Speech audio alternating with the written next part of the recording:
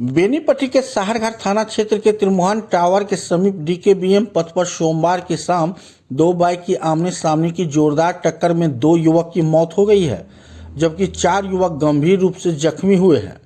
जख्मियों में 2 की हालत नाजुक बताई जा रही है, जिसका प्राथमिक उपचार के बाद अनुमंडल अस्पताल के चिकित्सकों ने बेहतर इलाज के लिए डीएमसीएच रेफर कर दिया है। मृतकों में तिरमोहान के 18 वर्षीय विजय चौपाल और समदा इस्लामिया टोल के मोहम्मद शाहरुख हैं, जबकि मोहम्मद सावन, मोहम्मद गुलरेज, नीतीश कुमार और किशन कुमार जख्मी हैं। मोहम्मद सावन और गुलरेज को रेफर किया गया है। बताया जा रहा है कि दोनों बाइक पर 3 युवक सवार थे और दोनों बाइक काफ़ी तेज थी, जिसके कारण टावर के समीप दोनों बाइक की जबरदस्त टक्कर हो गई।